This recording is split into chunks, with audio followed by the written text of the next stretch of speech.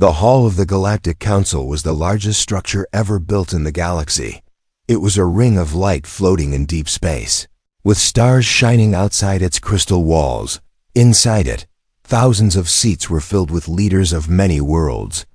Some had scales, some had fur, some had thin wings, some were only mist inside glass shells, but all of them were silent. All of them were waiting for one decision, at the center of the hall. A great sphere showed the image of a small blue planet. Oceans, clouds, white storms. That world had one name spoken in 1,000 tongues. Earth. The council speaker raised a long silver hand and said in a cold voice that echoed everywhere, "We now vote on the status of the species called humans." Whispers rose like wind. Humans, Deathworlders.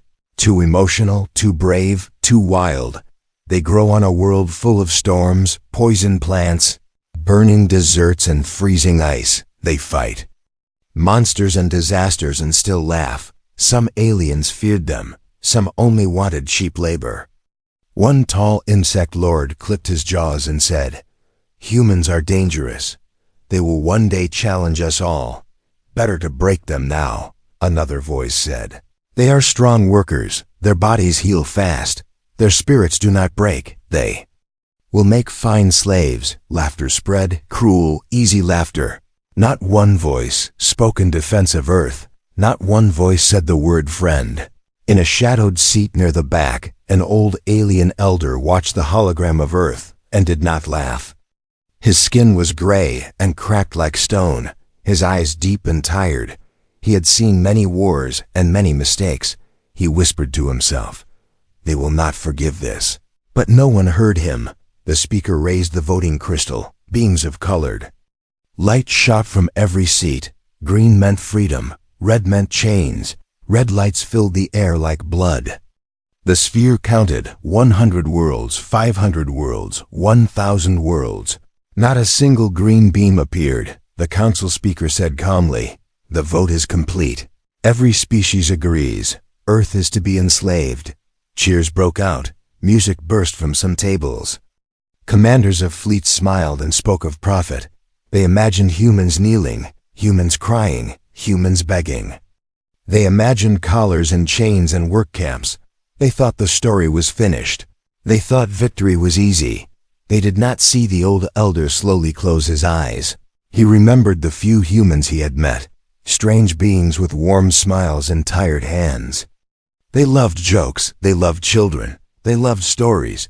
But when danger came, their eyes changed. They became very calm, very cold. Like deep water with no bottom. He had seen a human say, "Please" many times, and he had seen the same human say enough only once. The second word frightened him more. The council sent the order across the stars. Fleets began to move. Slave ships warmed their engines. Factories prepared metal collars. Markets prepared new spaces for fresh slaves.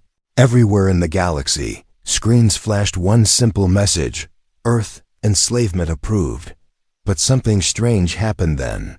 Humans did not answer. No speeches. No threats. No begging. Human ambassadors left the stations quietly. Trade channels went silent.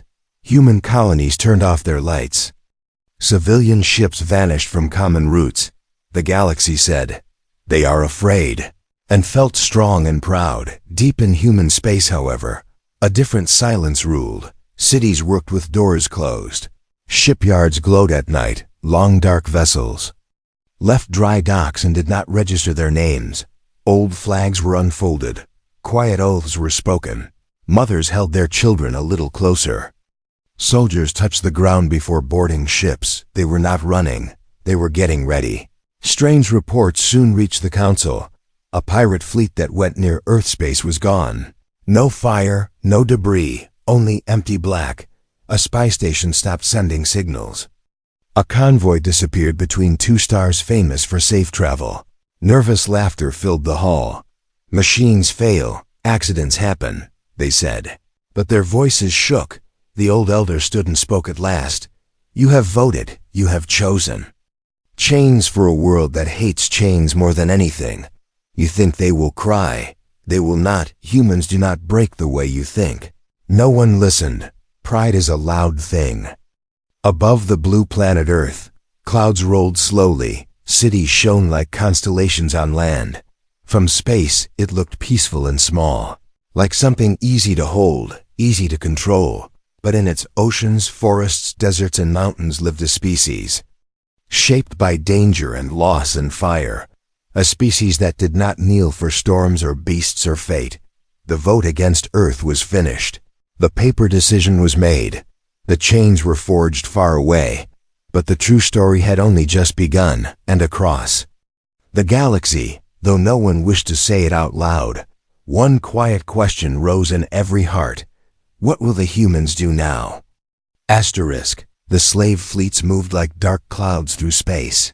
There were hundreds of ships, long, wide, and full of cages. Each ship carried shock collars, control chips, chains made for strong bodies, and machines that could hurt without leaving scars. The commanders felt proud. They said to their crews, "This will be easy, humans will scream and then obey." As they came closer to human space, they expected to hear traffic, music, arguments, jokes, anything, because humans were usually loud.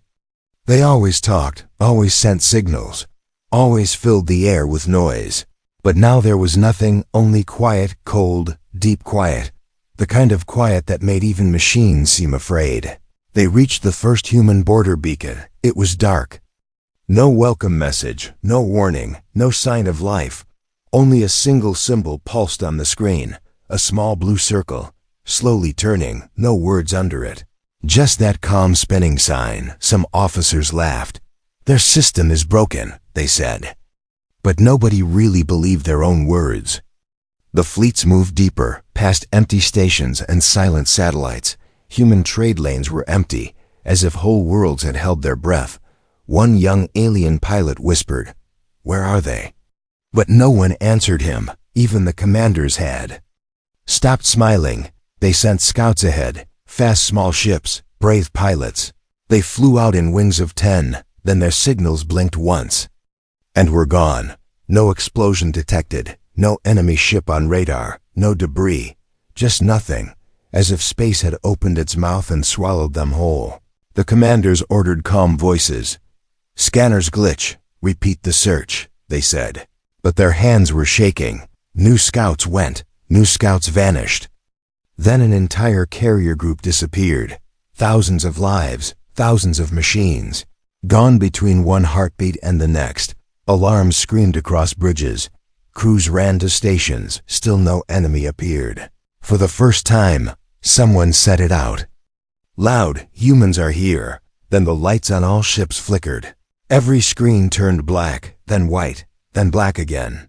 Engines slowed without command. Weapons locked into safe mode. Doors sealed by themselves. Nervous officers tried to override, but the systems refused and showed one line of human text. Simple and cold. "Do not bring chains here." No one had seen a human ship yet. Not even a shadow, but the humans were touching everything, speaking through machines like ghosts, turning steel into their voice. The fleets tried to retreat, but space around them felt strange. Coordinates shifted, maps changed. Routes looped back to the same star again and again. They were trapped without cages, without walls. Trapped by something they could not see, on one flagship bridge. The Grand Commander stood with his crest raised high. He shouted, "Show yourselves, cowards." His voice was proud, but his eyes were afraid. The windows of the bridge showed only stars. Then slowly, like shapes rising from mist, human ships appeared. They were not shining silver like council vessels. They were dark, sharp, with armor that looked burned by many battles. They did not flash lights or blast music. They simply were there, near, too near. Every gun pointed at the slave fleets. Human ships carried no flags, no decoration, only purpose. No human face appeared on the screen, only a text, 3 words this time. "Go home now." Some alien captains tried to fire. Their weapons did not obey. Some tried to run. Their engines died. One angry officer screamed and smashed a console. It still did nothing. It was like the ships themselves had chosen sides, chosen to listen to the humans instead of their owners. Then without sound, every slave cage on every ship unlocked and fell apart into dust. Chains broke like sand. Collars opened and dropped to the floor. Shock devices melted into harmless gray lumps. The fleet stared, not at the humans, but at their own empty hands, the tools of their power gone. The message came again. No chains. Some crews cried, some prayed.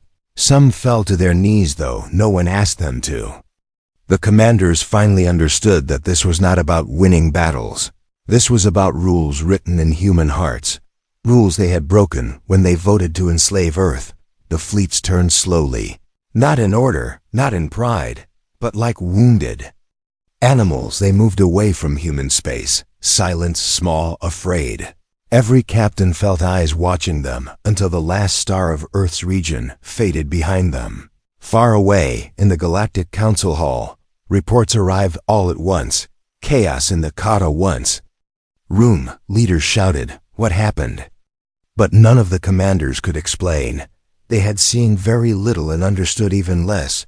Only one thing was clear to everyone now. Humans had not begged. Humans had not knelt. Humans had not even shouted. They had simply said no, and the galaxy had learned how heavy that word could be. The council members looked at each other. Their laughter was gone. Their joy was gone. And the old elder's warning now sounded in every mind like thunder. The chains they had forged for Earth had begun to close around them instead. And the question that none of them wanted to ask grew stronger and darker. If this is only their beginning, what will humans do next? Asterisk across the galaxy. Fear traveled faster than light. Rumors became storms. Stories changed in every mouth. Some said humans had new weapons. Some said humans used dark magic. Some said humans made deals with ancient races that lived between stars. No one truly knew. They only knew this. The fleets had gone in proud and returned in silence. The Galactic Council called an emergency meeting. The giant ring hall that once echoed with laughter was now heavy and tense. The great sphere no longer showed Earth as a weak blue world. Now it showed rows of human ships, dark and quiet like shadows made of metal. The speaker raised his hand again, but this time his voice was not cold, it was shaking.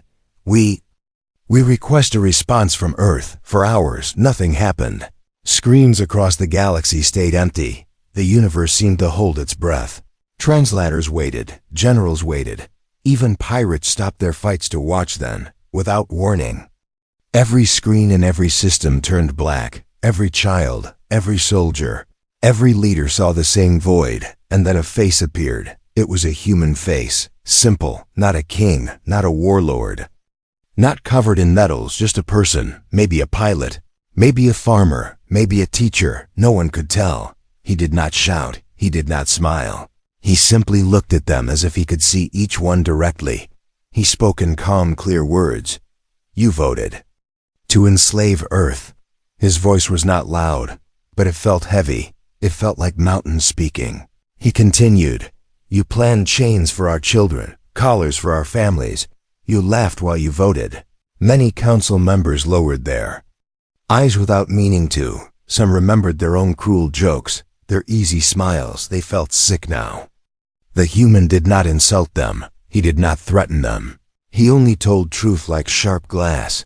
We asked for peace for many years. We worked with you. We traded with you. We helped when your worlds burned. We saved your ships from storms. We answered your calls. Images flashed behind him, humans lifting rubble. Humans repairing alien ships. Humans feeding starving children of other species. Then those images vanished, replaced by chains, markets, cages. But you chose slavery for us, he said. The hall of the council was silent. No chair moved, no throat dared cough. Even the machines seemed to listen like students in a class. The human leaned a little closer, not in anger, but in sadness. Deep and old sadness. We will not be slaves, he said. Not again, not ever. Behind him now appeared broken fleets. Shattered ships of the slave armadas drifting powerless. Not destroyed, only disabled. Weapons gone. Engines quiet. It was as if humans had said, stop, and the ships obeyed. the galaxy realized the truth. Humans had been gentle. They could have wiped them away. They did not. They simply took their chains and snapped them. The human voice continued, "You worry about our anger. You should worry more about our memory." Those words were softer than any threat, yet more frightening than any weapon, because they sounded like law, like something that would last forever. Then he said the words that the galaxy would repeat for centuries. "We tried peace," a pause, long, heavy, endless, a pause that made hearts beat too fast. "Now you will meet the other side of humanity." He did not explain what other side meant. He did not need to. Every species understood in its own way. They remembered human history, stories of people who lived through storms, wars, plagues, fires, and still stood up again. They remembered humans who protected friends until the last breath. They remembered humans who smiled while bleeding because others needed courage. The screen flickered again, and now the face was gone. In its place appeared a map of the galaxy. Red lights showed council worlds. Blue lights showed human colonies. Then slowly the blue lights disappeared from known maps, not destroyed, just gone, moved, hidden, shielded. Humans had pulled themselves out of the open sky and into the deep dark where no scanner could see. Trade systems collapsed, banks shook, companies cried out, because humans had been everywhere, building, fixing, mining, healing. They had held the galaxy together more than anyone noticed until they were gone. Now everything felt weaker, more fragile. Like a web with threads cut away, on many worlds, small things began to fail, ships that only humans knew how to repair sat useless. Medical machines built by humans stood silent. Crops grown with human science began to die without their guidance. People finally understood how much they had depended on the weak species they had voted to enslave. In the council hall, the old elder spoke again, his voice tired but clear. "You see now.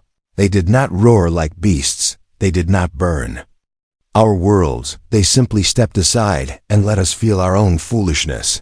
Some leaders wanted to argue, but their words died before leaving their mouths. One young delegate asked in a whisper, "What do they want?" The elder closed his eyes for a long moment and answered, "They want dignity. They want respect. They want safety for their children. The same things we all want. But we chose chains instead of friendship." The message ended everywhere at Kosu. The same time, screens went dark, lights returned, life went on, but nothing felt the same. The galaxy had heard the first human answer, simple and clear, and every heart carried the same chilling understanding. The humans were not asking anymore. They were deciding. Asterisk. The galaxy had expected noise. Fire, endless battles, grand speeches, huge fleets crashing together. That was how most wars began. But this was not like any war they knew. Humans did not march in lines or send loud threats. Instead, strange quiet changes began to appear.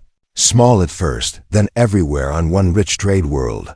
Every bank screen turned blue at the same time.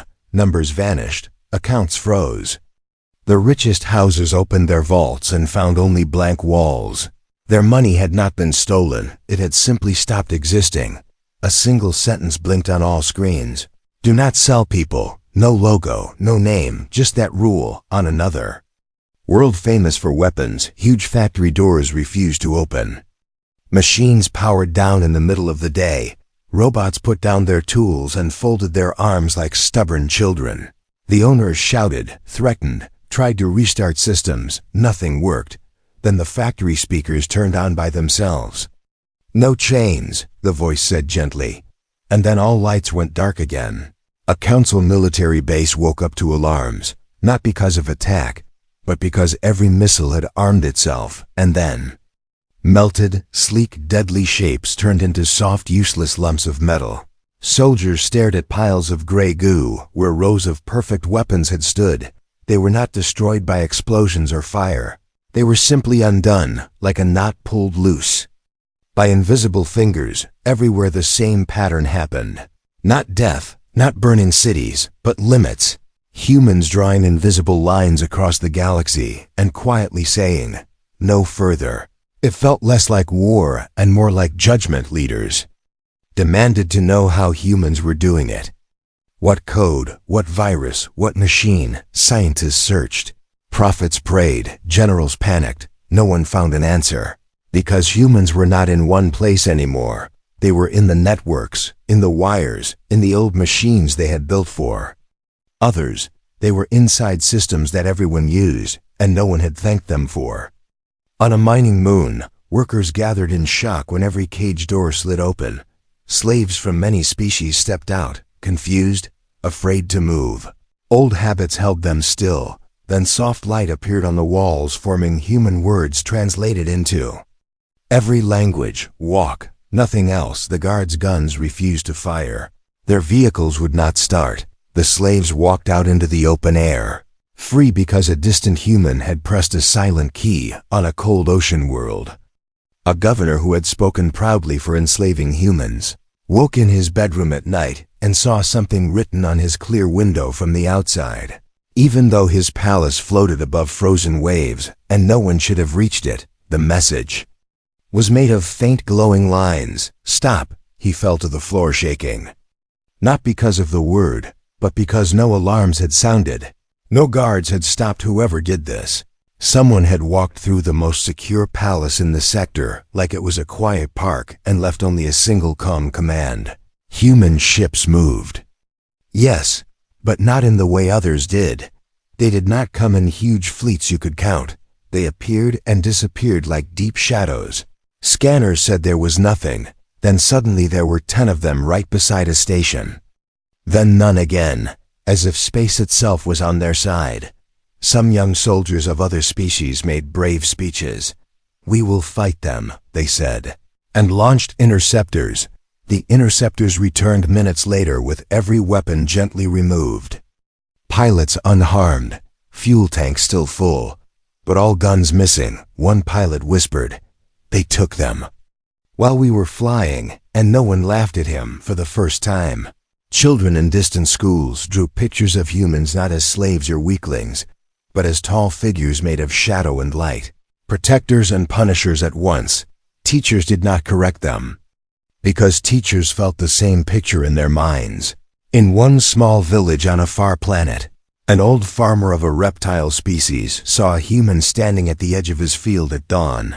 Simple clothes, tired face. The human said nothing, just looked at the chains around the farmer's hired workers. The farmer swallowed and walked out. His hands shaking, he unlocked every chain when he turned back. The human was gone, no footprint in the dust. Only a sense that someone strong and sad had passed through. Back in the Galactic Council Hall, panic had turned into quiet fear. There were no battles to point at, no fleets to defeat, no enemy base to bomb. How do you fight someone who does not stand where you can aim? Someone who can touch your life without entering your world? The speaker finally whispered, "We may have awakened something we cannot control." The old elder nodded. Slowly, "No," he said. "It was always awake, we only forced it to look at us." He looked at the glowing image of Earth again, beautiful and small. Yet now it seemed vast and heavy like a mountain. "This is the other face of humanity," he said. "The face that rises when you try to break them." And across the stars, species who once voted with laughter now locked their doors, lowered their flags and listened for quiet footsteps they could not hear. Each one asking the same silent question before sleep came. Will the humans come to us next? Asterisk. The Galactic Council had always been loud, full of arguments, shouts, pride, and ego. But now the vast hall sounded different. It sounded like a hospital at night, full of whispers and fear. Leaders spoke softly. They did not want their own voices to echo, because their own words frightened them. They had voted to enslave Earth with laughter. Now they could not even say the word human without feeling cold. Reports kept arriving, each more shocking than the last. Slave markets closed overnight. Chains crumbled into dust. Contracts rewrote themselves. The lines that once said ownership now said crime. And the system refused to change back, no matter how hard officials tried. It was as if the galaxy's own law had turned against them. On one world, a proud emperor walked onto his balcony to speak to his people. He opened his mouth to declare war on humans, but no sound came out. Every microphone, every camera failed together. Screens across the world only showed two human words in calm white letters. Choose mercy. He sank to his knees. In front of all his citizens, not from force, not from pain, but from something heavier, shame. Entire planets that had once boasted of their slave fleets now sent desperate messages to Earth. Governments that once mocked humans now argued over who should apologize first. They wrote long speeches full of beautiful words, promises, excuses. Old history and fear, but each message returned undelivered. A simple symbol flashing back, a closed door. The galaxy realized humans were not just strong. They were not listening anymore on a distant ice moon. A small child from an insect species asked her mother, "Why do the humans not talk to us?" The mother, who had once believed humans were weak, hugged her child and answered honestly, "Because we hurt them." And the child cried, though she had never seen a human face in person. Merchant guilds wept, not for morality, but for money. The economy that had once rested quietly on human work was shaking. Human engineers gone, human doctors gone, human traders gone. Whole systems slowed like giant machines missing small but vital gears. People finally understood how deeply humans had been part of daily life. Silent helpers everywhere, unnoticed until gone. Some worlds tried to resist the new reality. They shouted, they threatened, they declared that they would never kneel. Those worlds woke one morning to find every ship grounded, every weapon disassembled, every prison open. No deaths, no explosions. Just the firm hand of someone saying, "Enough," without needing to raise their voice. The begging began in private first, then in public. A grand queen of a crystalline species broadcast across space, jewels built into her body glowing with sorrow. "Humans of Earth, we were wrong," she said. "We feared your strength and tried to break it. We forgot your kindness. We forgot your help. Please speak to us." Her message played for hours unanswered. Her people watched the silent sky and truly felt what humans had felt for years. Another leader, who had spoken the loudest for slavery, now stood alone in a dark room with no cameras, no audience. He whispered at the ceiling like a prayer. I'm sorry," he said, not to save his power, but because his heart finally broke under the weight of his own actions. He remembered human hands pulling his soldiers from a burning wreck long ago. He remembered smiling then, and still he had voted to enslave them. He could not understand himself anymore. The council at last agreed to one thing, something they had never done for any other species. They would travel to Earth together, not as masters, not as rulers, but as supplicants. As people who had done something terrible and now hoped for forgiveness they did not deserve. A great peace fleet formed, not with weapons, but with empty hands.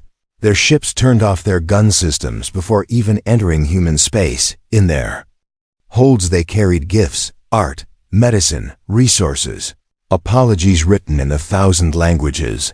But when they arrived at the border of human territory, they were stopped by nothing visible at all, simply space. Their ships would go no farther. Engines worked, controls worked. But space itself seemed to refuse passage. Every path bent back the way they came, like a gentle but firm hand on a child's shoulder. A message appeared on their main screens. "We hear your words, we remember your vote, we are thinking." The last line was the most terrifying, because it meant humans had not finished deciding. And the galaxy was not in control of what came next. In the council hall, the old elder sat alone after the others left. He looked again at the image of Earth glowing blue and white, a world full of oceans and storms and songs. He spoke softly to no one. "They are not like us," he said. "They do not rush to punish or to forgive. They carry everything inside first." Across the galaxy, powerful empires, once proud and loud, waited like nervous students outside a closed door, waiting for teachers who might be angry or kind. They did not know which. They only knew one thing now. Clear and sharp as a blade, they were no longer deciding the fate of humans. Humans were deciding the fate of them. Asterisk. For many days the galaxy waited. Whole worlds lived like people standing in a dark hallway, staring at a closed door. Behind that door was Earth, silent, thinking, deciding. News channels repeated the same question again and again. What do humans want? But no one had the answer. Then one day, without warning, human signals returned. Not loud, not many. Just one calm message, a set of coordinates and 6 words. Send one ship, no weapons, no lies. The Galactic Council argued for hours about who should go. Most leaders were afraid to volunteer. They wanted peace, but feared being the one to face humans if peace was refused. In the end, they chose a small delegation. A healer, a historian, a young diplomat, and the old elder who had warned them from the very beginning. The small ship traveled through human space. This time nothing blocked it, nothing changed its path. Stars glowed quietly, and then Earth appeared in the window, blue, white, green, beautiful and calm. Yet every person on board felt like they were approaching a great mountain that watched them back. They landed not in a golden palace or giant space base, but on a simple field near a city. Wind moved through grass. Birds flew in the sky. Children played far away. The scene looked ordinary. And that made it even more unsettling, because great power was supposed to look dramatic. But here it looked like home. Humans walked toward them. Not soldiers in heavy armor, not kings with crowns. Just people, some old, some young, some with lines of worry on their faces, some with hands rough from work. The diplomat from the council realized something then. These were not symbols, not perfect heroes, just real living beings. And that truth shook him more than any weapon. A single human stepped forward as their speaker. A woman with tired eyes and a steady voice. She said, "You asked what we want." The council group bowed without thinking, not out of fear, but out of respect that rose up inside them on its own. The human woman continued. "We come from a hard world," she said. "Our storms kill. Our mountains break bones. Our diseases test our spirit.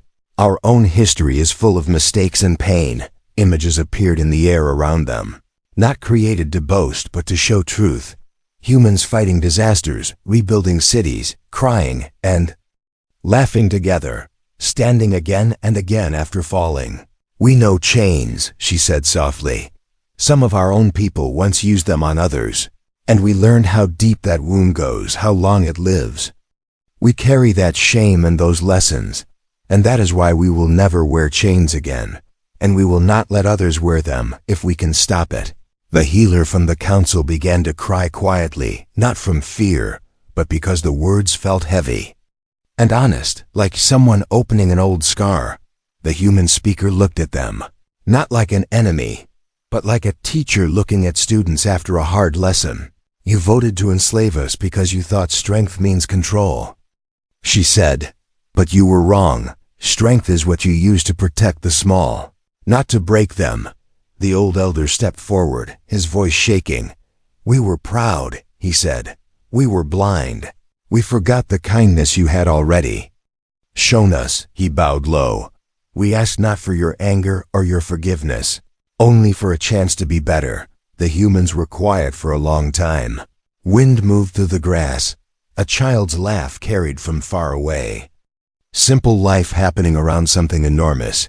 Then the human speaker nodded slowly. "We do not want your thrones," she said. "We do not want your worlds. We do not want your riches. We want safety for our children and dignity for our people." She paused and then added, "And we want the chains in this galaxy to end, not only for humans, for everyone." The words spread like sunlight breaking through dark clouds. The delegation understood. The whole galaxy soon would understand. Humans were not asking for crowns. They were asking for a different future. The human woman finished with quiet strength. "We will watch," she said. "We will help where we can. We will stand where others fall. But if anyone tries again to enslave Earth or any people, they will meet the side of us you have already seen." This time the words did not feel like a threat. They felt like a promise carved in stone. The delegation left Earth with hearts heavy and light at the same time, heavy with guilt, light with hope. They had seen what humanity really was, not monsters, not weak victims, but a people shaped by pain who chose, again and again, to stand for freedom. When they returned, the council did not argue, did not shout. They voted again, not about humans this time, but about slavery, about dignity, about the rules of the galaxy itself.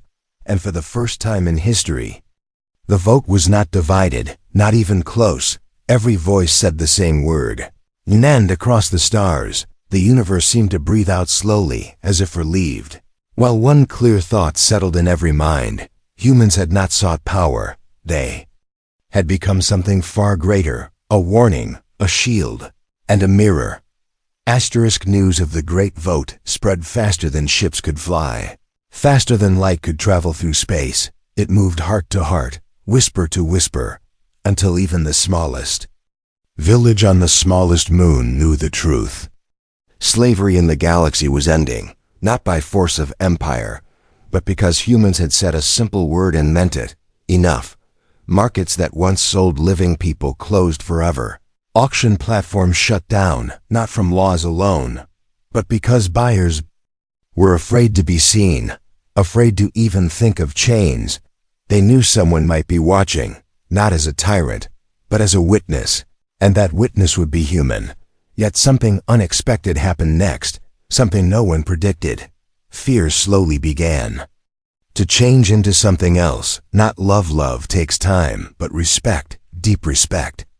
The kind that grows when you see someone bleed, stand, and still choose not to become the monster they fought across the galaxy.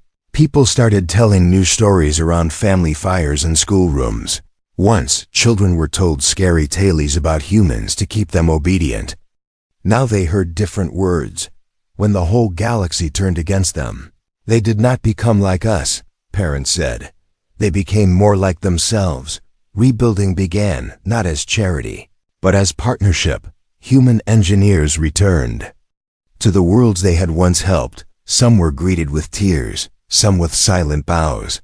They repaired machines, healed damaged systems, taught safer ways to build, and then simply left again. No chains, no flags, no monuments demanded. They just said, "Take care of each other," and moved on. One day, a grand ceremony was prepared, not by humans, but by every other species. The Galactic Council Hall had changed since the first vote against Earth. Now banners of many worlds hung side by side, not as symbols of power, but as reminders of mistakes and hope. The seats were full again, but the mood was different. There was no laughter born of cruelty now. Humans were invited, and they came not in shining armor, but in ordinary clothes. Pilots, doctors, teachers, farmers, soldiers, scientists, even children. They did not walk as conquerors. They walked as people who knew how fragile peace could be, who knew it had to be tended like a fire in winter. The speaker of the council stood and bowed deeply, something no speaker had ever done before. Once, he said, voice shaking, "We gave you a name in our hearts, slave." He paused. The word tasted like poison. "We were wrong, and we will never forget it." He lifted a small metal tablet, old, worn, built by humans long ago. "Today we give you another name," he said. "One you earned not through fear, but through what you chose not to do." The hall screens lit with many languages at once, billions watching across the stars, and the new name shone in bright letters. Guardians of Dignity. Some humans smiled, some cried, some looked away because the moment was too large for words. But none of them felt pride like a crown. Instead they felt weight, responsibility. Because names are not gifts, names are promises. The old elder stepped forward again, thinner now, weaker in body, but strong in spirit. He looked at the humans and said softly, "When we begged for mercy, you did not crush us. When you had the power to rule, you chose restraint. When we showed our worst, you answered with your best." He turned to the council and raised his voice. "Let this be written in every school, in every history, so our children and their children learn it right. Kindness is not weakness, patience is not fear, and humans are not prey. From that day, something changed that no law could force. Whenever someone whispered about taking slaves, about owning others, about voting away the freedom of a world, another voice would always answer, "Do you want the humans to come?" Not as a threat of punishment only, but as a reminder of conscience, of the mirror humanity had held up to the galaxy.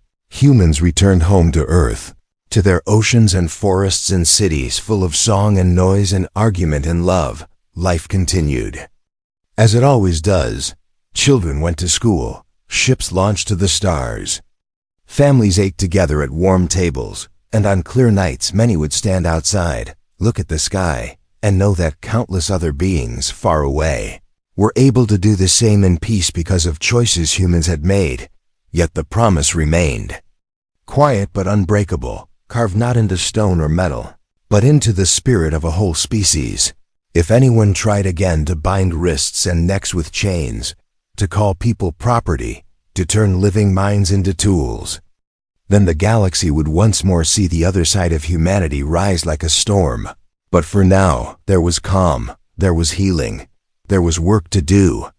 And as the story spread, as legends slowly became history, the title of the tale changed in many languages. It was no longer just the story of when every species voted to enslave Earth. It became the story of why, in the end, they all learned to plead for mercy, and humans learned how to give it without bowing.